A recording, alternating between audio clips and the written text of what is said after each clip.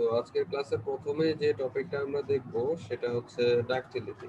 ঠিক আছে, তো ডাকটিলিটি সম্পর্কে আমাদের মোটামুটি সবারই কম বেশি ধারণা আছে। যেমন হচ্ছে আমরা অনেক সময় এই শব্দটা শুনে থাকবো হচ্ছে বিভিন্ন স্টিলের যে বিজ্ঞাপনগুলো দেয়, তখন আমরা শুনে থাকবো যে ডাকটাইল স্টিল বা ডাকটাইল ম্যাটেরিয়াল এরকম কিছু শুনে থাকবো। কারণ মানে হচ্ছে যে জিনিসটা হচ্ছে ডাকটাইল ম্যাটেরিয়াল বা ডাকটিলিটি হচ্ছে সেই প্রপার্টিটা যেটা হচ্ছে একদম আলটিমেটলি ভেঙে যাওয়ার আগ পর্যন্ত কিছু হলেও সে ডিফর্ম করবে। ঠিক আছে, মানে হচ্ছে কিছু কিছু ম্যাটেরিয়াল আছে সে ভেঙে যাওয়া মানে হচ্ছে ফোর্স অ্যাপ্লাই করলে তার ডিফ্লেকশন হবে না, কিন্তু আলটিমেটলি যখন ফাইনালি মানে হচ্ছে আমরা তার স্ট্রেংথের চাইতে বেশি লোড দিব সে আলটিমেটলি ভেঙে যায়। ওকে, সো যে জিনিসটা হচ্ছে যদি ভেঙে যায় ম্যাটেরিয়ালটা, তাহলে ওটা কমপ্লিটলি একটা কি বলবো ফ্র্যাকচার, ওটা দিয়ে আমরা কোনো কাজ করতে পারি না। কিন্তু ডাকটাইল ম্যাটেরিয়াল গুলো হচ্ছে আলটিমেটলি একদম ফাইনাল র্যাপচার বা হচ্ছে ব্রেকিং হওয়ার আগ পর্যন্ত সে কিছুটা ডিফর্মেশন করবে, প্লাস কিছুটা লোড যদি আমরা সরাই আনি তাহলে সে আবার আগের অবস্থানে চলে আসবে। সো ডেফিনেটলি এটা আমাদের একটা ডিজায়ার প্রপার্টি। ওকে, যে এটা হলে আমরা বুঝতে পারবো যে আলটিমেটলি মানে হচ্ছে ম্যাক্সিমাম লোড দেওয়া কোন সময় সে ভাঙবে, সো এর আগ পর্যন্ত আমরা লোড দিতে পারবো। ওকে, তো এখানে দেখো a material that experiences considerable amount of plastic deformation upon the fracture is termed as ductile. ঠিক আছে, প্লাস্টিক ডিফরমেশনটা কি? সেটা হচ্ছে আমরা এর আগে বলছিলাম ইলাস্টিক ডিফরমেশন, প্লাস্টিক ডিফরমেশন এর আগে বলছি, তারপর আবার বলি ইলাস্টিক জিনিসটা। ইলাস্টিক হচ্ছে যদি ফোর্স অ্যাপ্লাই করি সে ডিফর্ম করে, ফোর্স সরে নিলে আগের অবস্থানে চলে যায়, কিন্তু প্লাস্টিকটা হচ্ছে সে আর আগের অবস্থানে চলে যাবে না। ঠিক আছে, ফোর্স সরে নিলে আমাদের প্লাস্টিক ডিফরমেশনটা হচ্ছে সেই ডিফরমেশনটা যেখানে আসলে ফোর্স দেওয়ার ফলে তার ডিফরমেশন ঠিকই হয়েছে, কিন্তু ফোর্স সরার ফলে সে আর আগের অবস্থানে চলে যাবে না, মানে পার্মানেন্ট একটা ডিফরমেশন হয়ে গেছে। তো এই জিনিসটাকে আমরা প্লাস্টিক ডিফরমেশন বলি। তো যে ম্যাটেরিয়াল অ্যাকচুয়ালি আমার প্লাস্টিক ডিফরমেশন শো করে সেটাকে আমরা বলি হচ্ছে ডাক্টাইল ম্যাটেরিয়াল। ঠিক আছে, so ductility may be expressed as a quantitatively as either percent of elongation or percent of reduction in area. ঠিক আছে, আমরা যদি চিন্তা করি একটা স্টিলের একটা রড, ঠিক আছে, সেটাকে যদি আমরা দুই সাইড থেকে ফোর্স দিয়ে সেটাকে আমরা টানি, সে হচ্ছে কি করবে, তার লেন্থটা কিন্তু বেড়ে যাবে। ওকে, লেন্থ বেড়ে যাচ্ছে, কিন্তু আলটিমেটলি সেটা হচ্ছে যদি লেন্থ যে বাড়াটা সেটাকে আমরা ইলংগেশন করতেছি, কিন্তু আলটিমেটলি তার এরিয়া যেটা সেটা কিন্তু একটু কমে যাবে। ঠিক আছে, এটা স্বাভাবিক যে যেখানে যে দেখবা যে সে লম্বা হইতেছে কিন্তু তার ডায়ামিটারটা আস্তে আস্তে চিকন হয়ে যাচ্ছে, তার মানে কি তার এরিয়াটা আস্তে আস্তে কমে যাচ্ছে। সো আমরা ডাক্টিলিটিকে আমরা জেনারেলি এই পার্সেন্ট অফ ইলংগেশন কিংবা রিডাকশন ইন দ্য এরিয়া এই দুই ভাবে প্রকাশ করতে পারি। সো পার্সেন্ট অফ ইলংগেশন আমরা কিভাবে দেখাই সেটা বলতেছি, যেটা হচ্ছে ধরলাম যে তার ফাইনাল লেন্থ হচ্ছে এল এফ এবং ইনিশিয়াল বা অরিজিনাল যেটা ছিল এল ও। ঠিক আছে, এল এফটা হচ্ছে ফাইনাল, মানে হচ্ছে সে বড় হওয়ার পরে, সো এটা বেশি এটা কম, সো আর divided by the original length into 100, so একটা রেশিও আসবে, এই রেশিওটাই হচ্ছে আমরা পার্সেন্ট অফ ইলাংগেশন। ঠিক আছে, এটা দ্বারা আমরা ডাক্টিলিটি বোঝাই থাকি। আবার যদি বলি আমরা লেন্থ দিয়ে বোঝাবো না, আমরা এরিয়া দিয়ে বোঝাবো, তাহলে যে জিনিসটা হবে এখন অরিজিনাল যে এরিয়াটা ছিল সেটার পরে কি ফাইনাল এরিয়াটা অবশ্যই ছোট হবে, কারণ লেন্থ বেড়ে গেলে কি হয় এরিয়াটা কমে যায়। সো এইখানে দেখো অরিজিনাল এরিয়াটা বেশি ছিল মাইনাস ফাইনাল এরিয়াটা কম, সো এই জন্য এইটা থেকে এইটা বিয়োগ করা হয়েছে। ঠিক আছে, divided by original area into 100 যেটা পার্সেন্টেজ করব। সো এইটা হচ্ছে আমার রিডাকশন ইন দা এরিয়া। ঠিক আছে, সো এই দুইটা ওয়েতেই আমরা মোটামুটি আমাদের ডাক্টিলিটি যেটা সেটা আমরা বের করতে পারি। যদি আমাদেরকে বলা হয় কোনো ম্যাটেরিয়ালের ডাক্টিলিটি বের করতে, তাহলে আমরা এই ফর্মুলা ইউজ করতে পারবো। ঠিক আছে, সো যদি ফর্মুলার জন্য আমাকে হচ্ছে লেন্থ বলা থাকে তাহলে আমরা এই ফর্মুলায় যাব, আর যদি এরিয়া বলা থাকে তাহলে আমরা এই ফর্মুলায় যাব। এরিয়া যদি না বলে আমাকে ডাইরেক্টলি ডায়ামিটার বলা থাকে, সেখান থেকে আমরা এরিয়া বের করতে পারবো। সো আলটিমেটলি আমাদের এই ফর্মুলায় যেতে হবে যদি এরিয়ার কথা বলা থাকে, আর যদি লেন্থের কথা বলা থাকে তাহলে এটা। বোঝা গেছে ব্যাপারটা?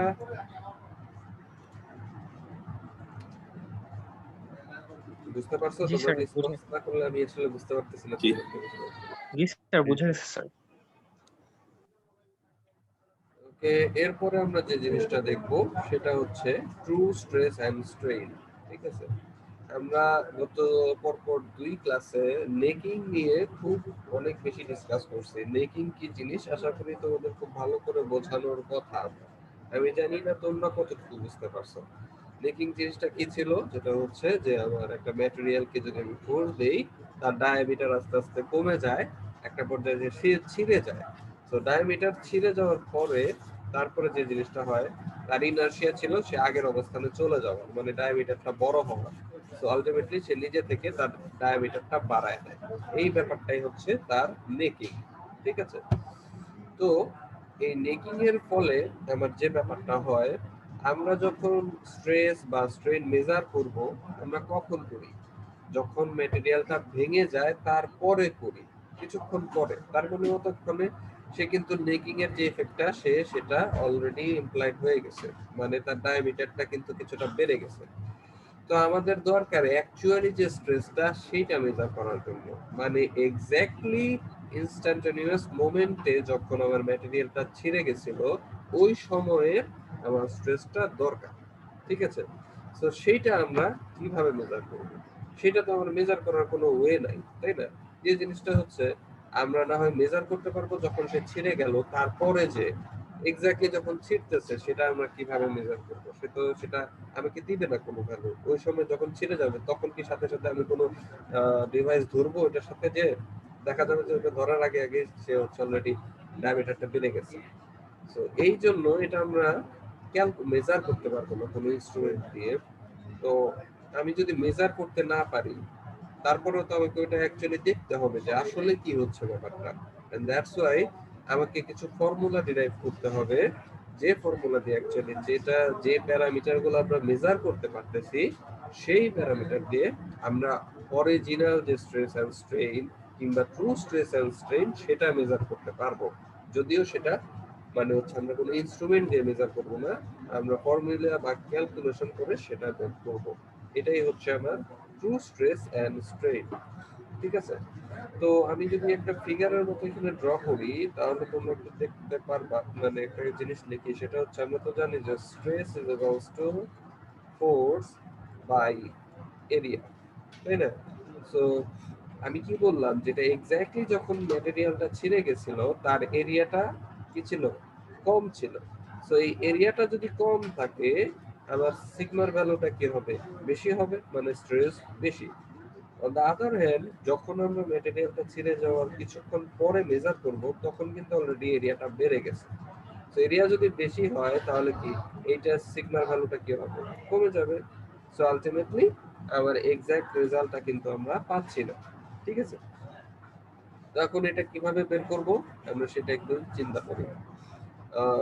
ওকে, যে জিনিসটা হচ্ছে true stress and strain depend করতেছে হচ্ছে অ্যাকচুয়াল অথবা ইনস্ট্যান্টেনিয়াস ডাইমেনশন। ঠিক আছে, মানে ওই এক্স্যাক্টলি ইনস্ট্যান্টেনিয়াস মোমেন্টে যে সময় যে র্যাপচারটা হচ্ছে ওই সময়টা। ঠিক আছে, তো একটু আগে হচ্ছে আমরা এরিয়া ডিফরমেশন বা হচ্ছে লেন্থ এলongation এই সমস্ত জিনিসগুলো দেখছি। ওকে, সো এই ফর্মুলাগুলো আমরা একটু দেখি। তো স্ট্রেন যদি আমরা বলতে চাই, স্ট্রেনটা কি? স্ট্রেনটা হচ্ছে deflection divided by original length বা এরিয়া। ঠিক আছে, সো ধরে নিলাম এ ও, এ ওটা হচ্ছে নেকিং এর পরের যে এরিয়া সেটা, আর এ আইটা হচ্ছে আমার এক্স্যাক্টলি নেকিং ঘটার আগে মানে ইনস্ট্যান্টেনিয়াস মোমেন্টে যে এরিয়াটা ছিল সেটা। এখন এখানে ব্যাপারটা কি হতে পারে বলো? এ ও যেটা হচ্ছে নেকিং এর পরে মানে এরিয়া বেড়ে গেছে, এটার ভ্যালু বেশি, আর ইনস্ট্যান্টেনিয়াস মোমেন্টে এটার ভ্যালু কম। ঠিক আছে, divided by by the instantaneous যেটা অ্যাকচুয়াল যেটা এরিয়া সেটা। সো এইটা আমরা যদি, এটা হচ্ছে আমার ডিফরমেশনের চেঞ্জ আর এটা হচ্ছে অরিজিনাল। ঠিক আছে, অ্যাকচুয়ালটা। সো এই দুইটা যদি আমরা ডিভাইড করি আমরা এরকম একটা ইকুয়েশন পাচ্ছি। ঠিক আছে, এটা হচ্ছে আমার যেটা ইঞ্জিনিয়ারিং স্ট্রেন, যেটা ইঞ্জিনিয়ারিং স্ট্রেন মানে হচ্ছে যেটা আমরা মেজার করি আর কি। ঠিক আছে, ট্রু স্ট্রেন বা স্ট্রেস না, যেটা মেজার করতেছি সেটা ইঞ্জিনিয়ারিং স্ট্রেন। সো এটা আমরা এই দুইটা ভ্যালু থেকে পেয়ে যাচ্ছি ইঞ্জিনিয়ারিং স্ট্রেন। কিন্তু আমার দরকার অ্যাকচুয়ালি কি, দরকার হচ্ছে ট্রু স্ট্রেন অথবা স্ট্রেস। সো এইখানে এই ফর্মুলাটা যদি আমরা একটু ঘুরায় পেঁচায় লিখি তাহলে কি পাবো, এই যে এই জিনিসটা এখানে এক সাইডে আনলাম আর বাদ বাকি টার্মটা এই সাইডে নিয়ে গেলাম। সো তো এটা কি হলো 1 প্লাস এপসাইলন।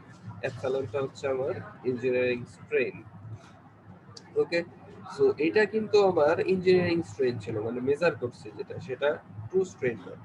তো এখন যদি আমরা ট্রু স্ট্রেনটা মেজার করতে চাই, তাহলে অবশ্যই আমার এটা এটা কি করছে, এটা শুধুমাত্র একটা স্ট্যাটিস্টিক্যাল ডাটা, শুধু যোগ করছে, বিয়োগ করছে, ভাগ করছে, দ্যাটস অল।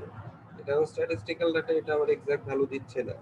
কিন্তু যদি আমরা ট্রু স্ট্রেনটাকে মেজার করতে চাই, আমাকে পয়েন্ট টু পয়েন্ট হচ্ছে আমার প্রত্যেকটা পয়েন্টের ডিফ্লেকশন বা হচ্ছে এরিয়া রিডাকশন, সেই জিনিসগুলো মেজার করতে হবে। এবং সেগুলো আমরা কিভাবে করতে পারি, প্রত্যেকটা পয়েন্টের ডিফরমেশনকে ফাইনালি যদি আমরা ইন্টিগ্রেট করে দেই একটা লিমিটে, তাহলে হচ্ছে আমরা যেটা হচ্ছে আমরা অ্যাকচুয়াল যে ডাটাটা সেটা পেতে পারি। ওকে, এটা মাথায় রাখবা যে এটা হচ্ছে আমার স্ট্যাটিস্টিক্যাল ডাটা, আর ইন্টিগ্রেট করে যেটা আমরা পাবো সেটা অ্যাকচুয়াল ডাটা। ঠিক আছে, সো আমরা যদি ট্রু স্ট্রেনের কথা বলি, সেখানে আমাদের কি করতে হবে, আমরা এখন একটু কাজ করব, সেটা হচ্ছে আমরা এই যে লেন্থের যে ইলংগেশনটা হয়েছিল সেটা নিয়ে আমরা একটু কাজ করি, লেন্থ ইলংগেশন। ঠিক আছে, সো আমার লিমিটটা কি, লিমিটটা হচ্ছে এই অরিজিনাল বা নেকিং এর পরের যে লিমিটটা ছিল লেন্থ, এবং নেকিং এর আগে যে লেন্থটা ছিল সেটা এল ও আর এল আই। ঠিক আছে, আর উপরে কি আছে, ডিএলটা হচ্ছে লেন্থের চেঞ্জ, আর নিচে কি আছে, ইনস্ট্যান্টেনিয়াস লেন্থ, মানে অরিজিনাল বা অ্যাকচুয়াল যে লেন্থটা সেটা। সো এইটাকে যদি আমরা ইন্টিগ্রেট করে দেই, অনেক মানে তেমন বড় কিছু ইন্টিগ্রেশন না, জাস্ট হচ্ছে আমার ভ্যালুটা আসবে এইটা ln L I by L O. ঠিক আছে, ইন্টিগ্রেটটা মনে হয় এরকম কিছু আসার কথা, যেটা হচ্ছে ln L I minus ln L O. So এটারে আলটিমেটলি আমরা ln L I by L O লিখতে পারি, মানে হচ্ছে আলটিমেটলি এই জিনিসটা আমরা করতে পারি। ঠিক আছে, সো যদি আমরা এটাকে লিখি তাহলে আমরা এই ভ্যালুটা পাচ্ছি। Okay, so up to this point এই দুইটা যে ইকুয়েশন 1 আর 2, এইটা কি বুঝতে পারছো, কোনো প্রবলেম কি আছে কারো?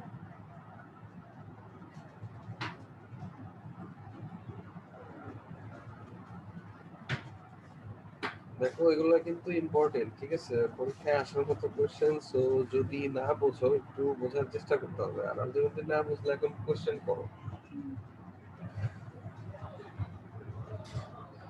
স্যার একটু ফার্স্টটা স্যার একটু বুঝে দিলে স্যার, একটু পরে জয়েন দিচ্ছি তো স্যার। বুঝাবো স্ট্রেনটা একবার তাপস কোনটার কথা বললো, কোনটুকু বোঝো না সেটা বলো। আর ফার্স্ট ইকুয়েশন স্যার। হ্যাঁ, আচ্ছা, এটা হচ্ছে জাস্ট আমার স্ট্রেইনের ইকুয়েশন। ঠিক আছে, স্ট্রেইনটা কি, মানে হচ্ছে স্ট্রেইনটা হচ্ছে এ জিরো বাই এ আই, এটা হচ্ছে আমার জাস্ট ডিফ্লেকশনের যে চেঞ্জটা, আর ডিভাইডেড বাই অরিজিনাল লেন্থ, মানে হচ্ছে ডেল্টা এল বাই এল, মানে হচ্ছে ডিফ্লেক্টেড বা হচ্ছে deformed area divided by original area, এইটাই জাস্ট করছে এখানে। ঠিক আছে, ওই উপরেরটা হচ্ছে দেখো এ জিরো হচ্ছে আমার নেকিং এর পরের এরিয়া, এ আইটা হচ্ছে নেকিং এর আগের এরিয়া, মানে দুইটার মধ্যে পার্থক্য আছে। এটা হচ্ছে চেঞ্জ যে ভ্যালুটা, আর এটা হচ্ছে অরিজিনাল যে ভ্যালুটা। সো দুইটাকে যদি ডিভাইড করে দেই, ফাইনালি আমার ইকুয়েশন এরকম একটা ইকুয়েশন আসছে। বুঝতে তো পারছো? 2 নাম্বার ইকুয়েশনটাতে কি করছেন?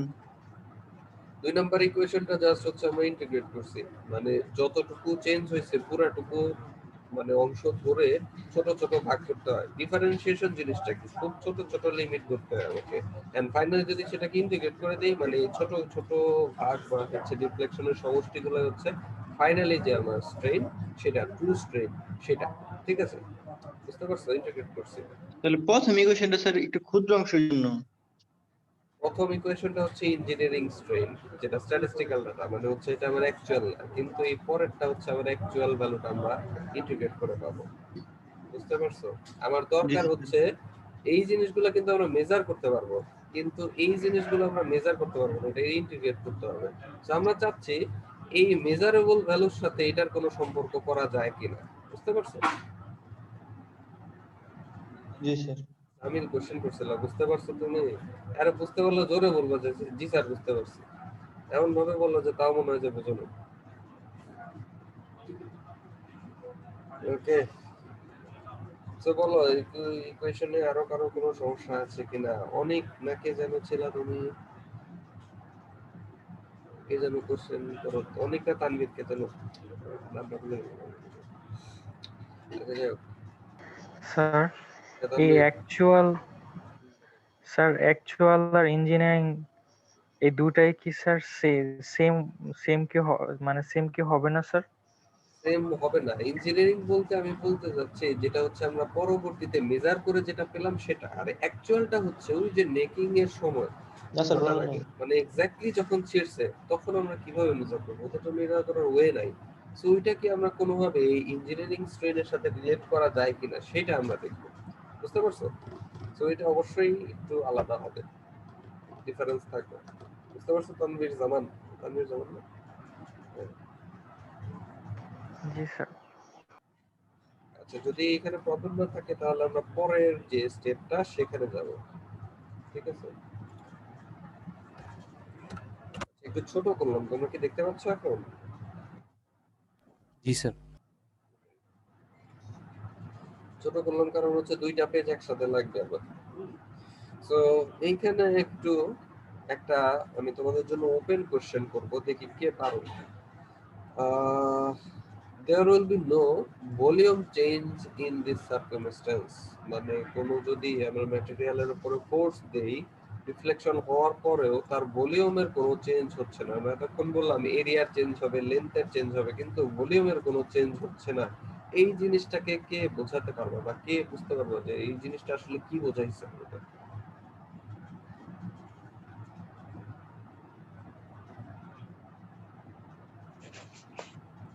স্যার এখানে যেহেতু স্যার স্যার লেন্থ বাড়ার সাথে সাথে ডায়ামিটার কমে যাচ্ছে স্যার, তাহলে স্যার ভলিউমটা সেম থাকবে, লেন্থ বাড়বে, ডায়ামিটার কমবে, কিন্তু যে মূল যে আয়তনটা ছিল এটা সেম থাকবে, তাই তো? সেম সেম থাকবে স্যার। Good. আরো কেউ? হ্যাঁ, ঠিক আছে, আরো কেউ কিছু বলবা?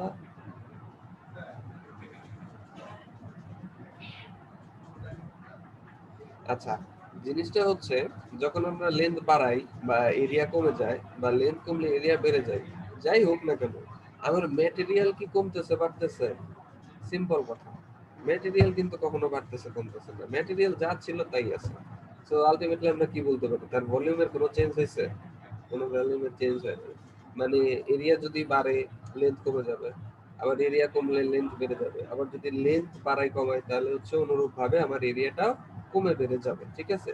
সো এটাকে আমরা সিম্পলি ভলিউমের যে ব্যাপারটা ইকুয়েশনটা সেটাকে আমরা দিয়ে প্রকাশ করতে পারি। ভলিউম মানে কি? এরিয়া ইনটু লেন্থ, তাই না?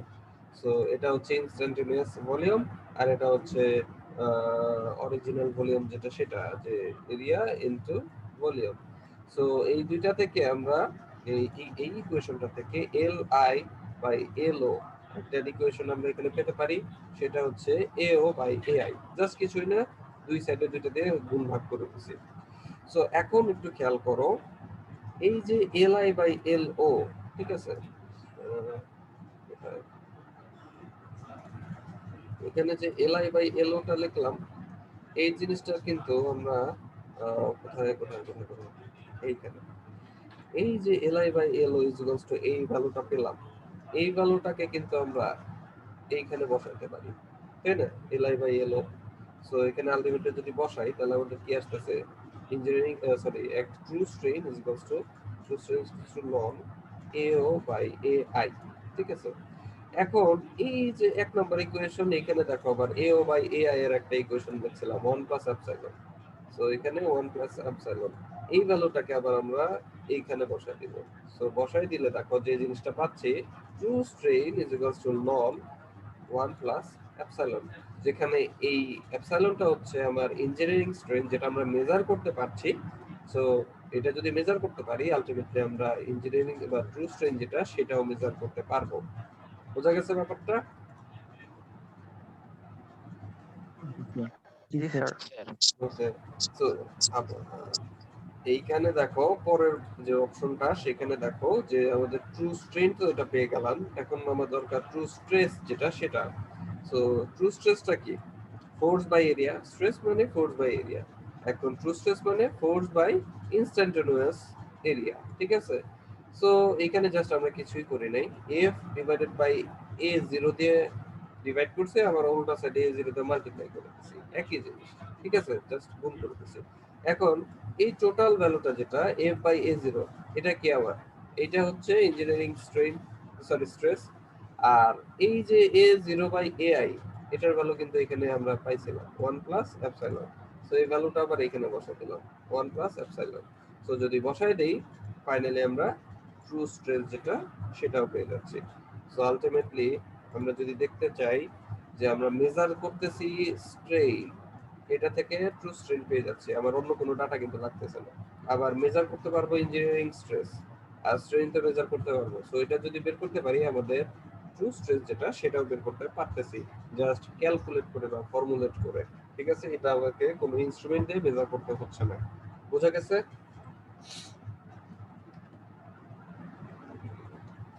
জি স্যার। ওকে, সো এই জিনিসগুলো যদি তোমরা বুঝে থাকো, তাহলে এই ডায়াগ্রামটা কেউ আমাকে একটু বোঝো, স্ট্রেস আর স্ট্রেন। ওই সেকশনে এই ডায়াগ্রামটা বুঝাই দিতে হয়েছিল। আমি দেখতে পাচ্ছি যে তোমরা কেউ এই জিনিসটা নিজে থেকে বুঝতে পারতেছো কিনা, যে ট্রু স্ট্রেস উপরের দিকে চলে যাচ্ছে, ইঞ্জিনিয়ারিং স্ট্রেসটা নিচের দিকে যাচ্ছে, কেন?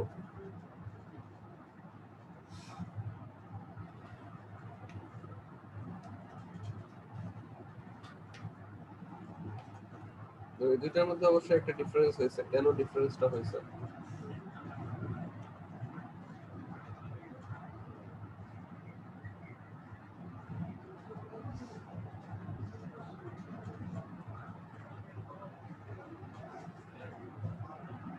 কেউ একজন কিছু বলো অ্যাটলিস্ট, ওদের তো বোঝার কথা। স্যার বলো। ইঞ্জিনিয়ারিং স্ট্রেসে তো আমরা হচ্ছে মানে ডিফর্ম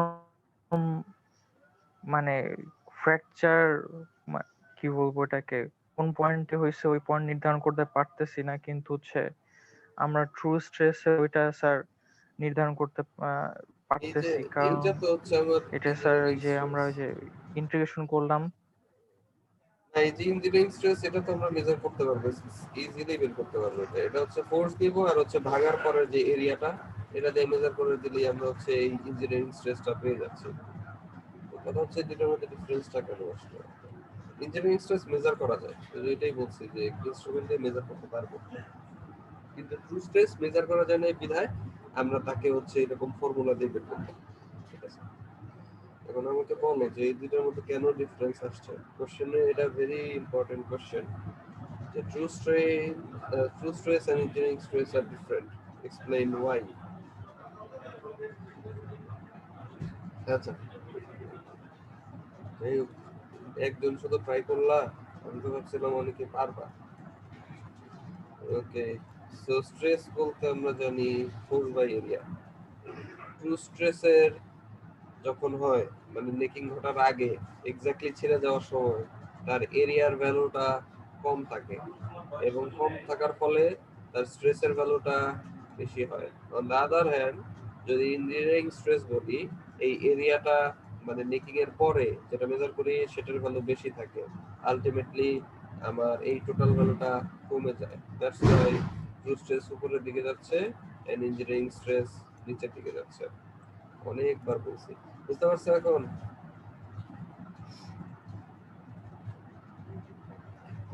স্যার বুঝলাম না স্যার, এটার কমার বাড়ার একটা ক্ষেত্রে কমতেছে, একটা ক্ষেত্রে বাড়তেছে, এটার কারণ আচ্ছা, আবার তুমি একটু কি নেকিং জিনিসটা বুঝছিলা? সেটা বলো, নেকিং কি হয়, কেন হয়? আচ্ছা, নেকিং যদি না বুঝে থাকো, তাহলে আগের ক্লাসগুলো একটু দেখতে হবে, তোমাকে রেকর্ড করা আছে, একটু দেখে নিও। নেকিংটা হচ্ছে ভাঙার পরে কোনো ম্যাটেরিয়াল ছিঁড়ে যাওয়ার পরেও তার ম্যাটেরিয়াল হচ্ছে তার ডায়ামিটার বাড়ায় দেয়, বা এরিয়া একা একাই বেড়ে যায়। ঠিক আছে, এটা হচ্ছে ইনার্শিয়ার জন্য তার এরিয়াটা বেড়ে যাচ্ছে। ওকে, সো এখন কথা হচ্ছে নেকিং এর সাথে এটার সম্পর্ক থাকে। আমরা জানি stress is equals to force by area.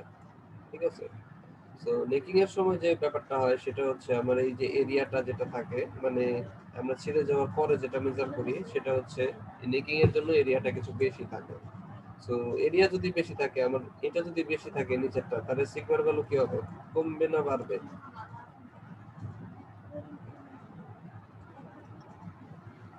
কমবে স্যার। কমবে। সো এই যে নেকিং এর পরে যেটা আছে সেটা হচ্ছে ইঞ্জিনিয়ারিং স্ট্রেস, মানে একটু কম। আর যদি আমরা বলি যে একদম ভাঙার সময় যেটা হচ্ছে নেকিং এর আগে, তখন এরিয়াটা হচ্ছে আমার কম ছিল, এরিয়া কম থাকবে। তো এরিয়া যদি কম থাকবে সিগমা ভ্যালু কি বাড়বে না কমবে? বাড়বে স্যার। বাড়বে। সো এটা হচ্ছে আমার ট্রু স্ট্রেস, এটা বেশি। বুঝে গেছে?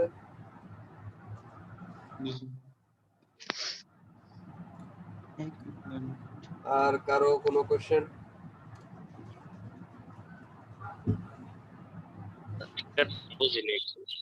কোনটা বোঝো নাই?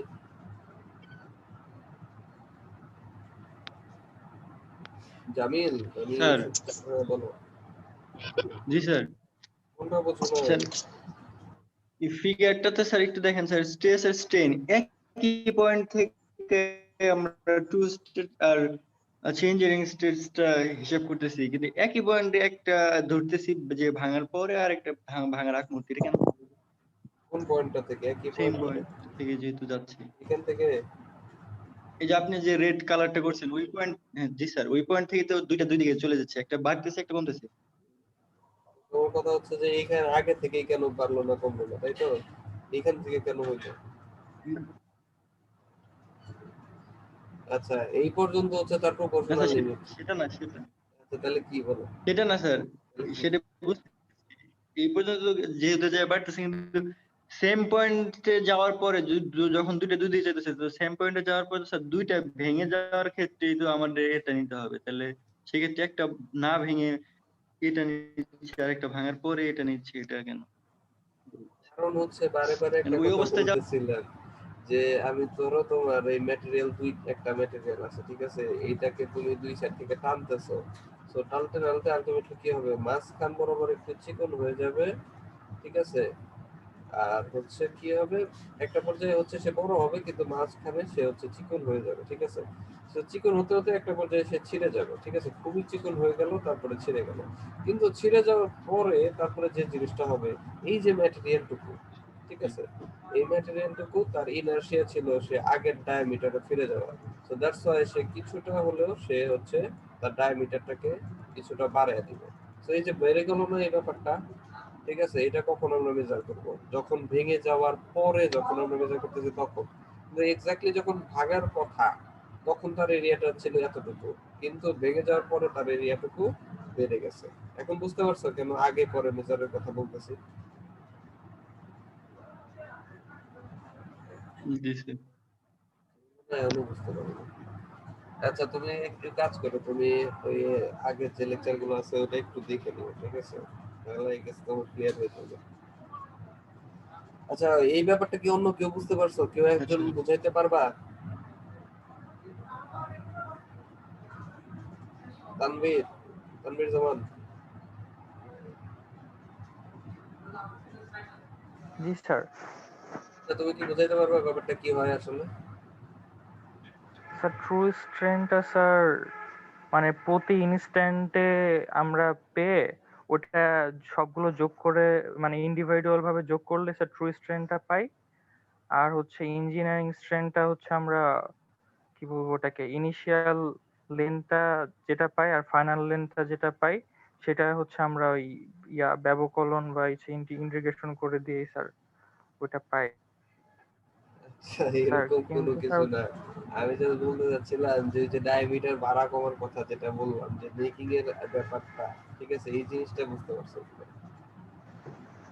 যে স্যার যেটা ডায়ামিটার বাড়া কমার ব্যাপারটা তো স্যার বুঝতে পারছি। তুমি একটু বলো তো, তারপর তো অন্য কেউ বুঝছে কিনা। আমি জানতে চাচ্ছি যে তোমরা কেউ বুঝতে পারছো কিনা সেটা আমাকে একটু বোঝাও। তাহলে আই গেস আমি তো অনেকবার বললাম, এখন দেখি তোমরা কেউ বলতে পারো কিনা। আমাদের গলা ব্যথা হয়ে গেছে বলতে বলতে, তাই আমি চাচ্ছি তোমরা কেউ স্যার বলো। স্যার এখানে মূলত আপনি যেটা বলছিলেন যে ট্রু স্ট্রেসের ক্ষেত্রে আমরা যে মেজার করতেছি যে ইনস্ট্যান্ট একেবারে যখন ছিঁড়ে যাচ্ছে। আমাদের ডায়ামিটারটা কমতে কমতে ছিঁড়ে যাবে ঠিক ওই মুহূর্তে যেই স্ট্রেসটা ক্যালকুলেট করতেছি ওইটা ট্রু স্ট্রেস। কিন্তু হ্যাঁ, ইঞ্জিনিয়ারিং স্ট্রেসটা হচ্ছে নেকিং এর পরে হ্যাঁ, যে স্ট্রেসটা মেজার করতেছি সেটা। এখন স্যার ট্রু স্ট্রেসের ক্ষেত্রে স্যার ওটা যখন ছিঁড়ে যাচ্ছে একেবারে ঠিক সেই সময় ডায়ামিটারটা হিসাব করতেছি, কিন্তু ইঞ্জিনিয়ারিং স্ট্রেসের ক্ষেত্রে ওটা যখন নেকিং এর পরে হিসাব করতেছি তখন ডায়ামিটারটা কিছুটা বেড়ে যাচ্ছে। Very good. এজন্য এজন্য ওই ক্ষেত্রে এফ বাই এর ক্ষেত্রে ট্রু স্ট্রেসের ক্ষেত্রে এরিয়াটা কম থাকে, এজন্য যে রেজাল্টটা আসে ওটা একটু বেশি হয়। আর ইঞ্জিনিয়ারিং স্ট্রেসের ক্ষেত্রে যেহেতু নেকিং এর পরে এরিয়াটা একটু বেড়ে যায়, এজন্য স্ট্রেসটা একটু কম হয়। Very good. ওকে, তো খুব সুন্দর করে বোঝাইছো। আশা করি এখন লিস্ট অনেকেরই বোঝার কথা। কে যেন জামিল কোশ্চেন করছিল, তুমি কি বুঝতে পারছো এখন? জি স্যার। ঠিক আছে, আচ্ছা তাহলে এখানে আর কারো কোনো প্রবলেম আছে? জি না স্যার, সুন্দরভাবে এক্সপ্লেন করছে স্যার অনেক। এই জিনিসগুলো আসলে তোমাদের যদি তোমরা নিজেরা অনেক সময় ডিসকাস করে এই জিনিসগুলো আসলে সলভ হয়ে যায় অনেক সময়। ঠিক আছে, আচ্ছা আমরা কোন একটা ম্যাথ করব। ম্যাথের ক্ষেত্রে যে জিনিসটা আমরা করব সেটা হচ্ছে, আমরা এই ম্যাথের এক্সাম্পলের কথা বলে দিচ্ছি 7.4, সেটা হচ্ছে ক্যালিস্টারের বই থেকে। সো চিন্তা করার দরকার নেই, ক্যালিস্টারের বই পাবো। তোমাদের অলরেডি পিডিএফ যে বইগুলো দিছি সেখানে একটা আছে ক্যালিস্টারের বই, ওই বই থেকেই 7.4 এক্সাম্পল। ঠিক আছে, তো এখানে দেখো কিছু দেওয়া আছে। সিলিন্ড্রিক্যাল স্পেসিমেনের কথা বলা আছে, স্টিল অরিজিনাল ডায়া, যেটা হচ্ছে আমরা ভেঙে যাওয়ার পরে যেটা আছে সেটা হচ্ছে 12.8 মিলিমিটার ডিও। ঠিক আছে, মানে ডায়ামিটার দেওয়া আছে, তো এখান থেকে ডেফিনেটলি আমরা এরিয়া বের করতে পারবো। ফ্র্যাকচার স্ট্রেংথ, ঠিক আছে, 460 মেগাপ্যাসকেল, মানে হচ্ছে আমরা ভেঙে যাওয়ার পরে ফ্র্যাকচার স্ট্রেংথ হচ্ছে ভেঙে যাওয়ার পরে যে আমরা স্ট্রেসটা মেজার করছি বা স্ট্রেনটা মেজার করছি সেটা হচ্ছে তার ফ্র্যাকচার স্ট্রেংথ, সেটা হচ্ছে 460 মেগাপ্যাসকেল, মানে হচ্ছে এটা 460 মেগাপ্যাসকেল। তো মেগাপ্যাসকেলে থাকলে আমাকে কিন্তু প্যাসকেলে নিতে হবে, 10 টু দ্য পাওয়ার 6 দিয়ে মাল্টিপ্লাই করতে হবে। ওকে, if the cross sectional diameter of the fracture is 10.7 millimeter, ঠিক আছে, এই যে 10.7 মিলিমিটার যেটা বললাম, এটা হচ্ছে আমার ইনস্ট্যান্টেনিয়াস মোমেন্টে মানে ফ্র্যাকচার ঘটার সময় যে ডায়ামিটারটা ছিল সেটা। ঠিক আছে, মানে ডিআই।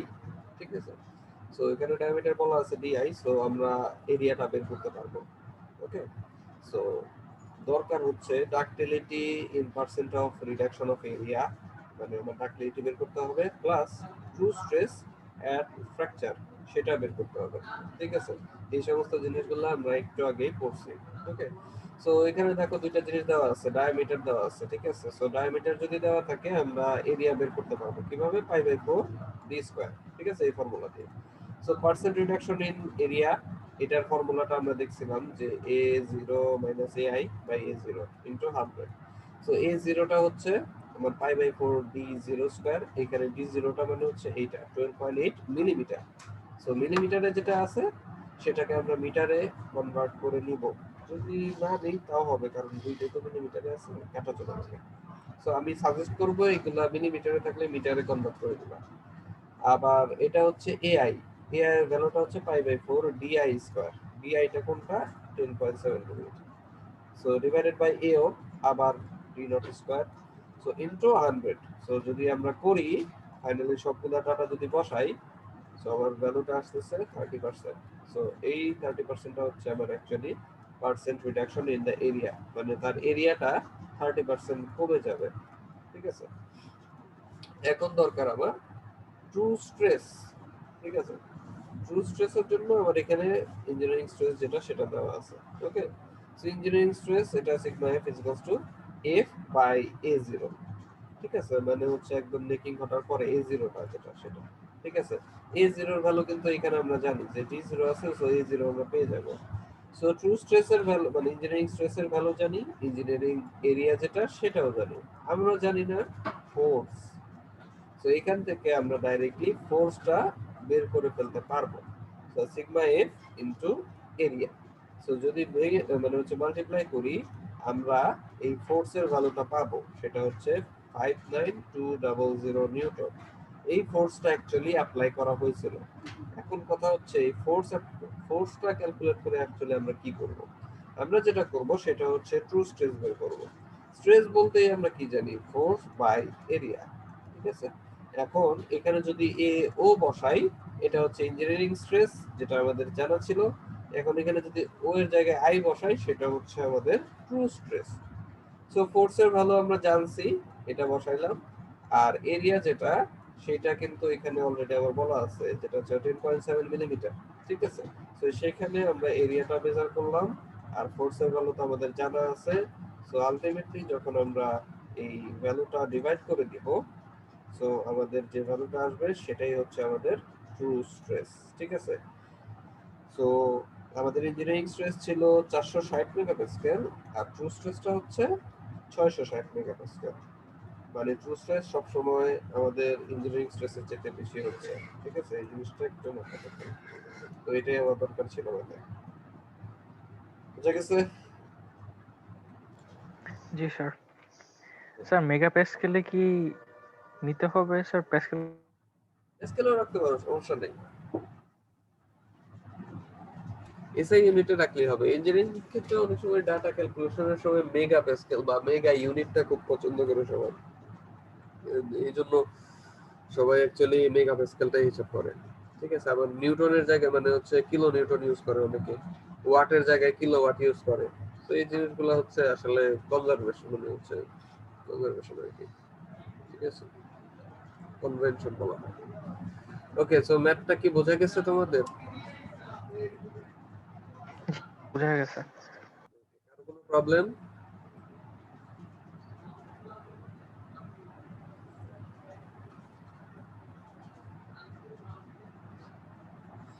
ওকে, সো যদি প্রবলেম না থাকে তাহলে আমরা অ্যাটেন্ডেন্সটা নিব এখন। ঠিক আছে, অ্যাটেন্ডেন্স গতবার মানে হচ্ছে গত ক্লাসে যেভাবে নিছিলাম ওইভাবেই নিব। 10 জন করে আমি ডাকবো, যাদেরকে ডাকবো তারা শুধু রোল মানে হচ্ছে আনমিউট করবা।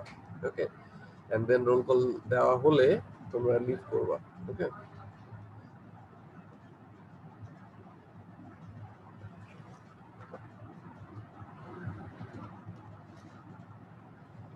আচ্ছা, সি সেকশন যেন কত থেকে শুরু হয়? স্যার 151।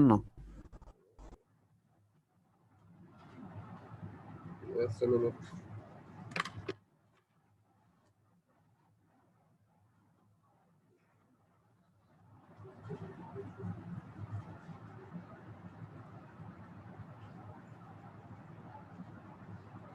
ওকে, তো 151 থেকে 60 আনমিউট করো জাস্ট।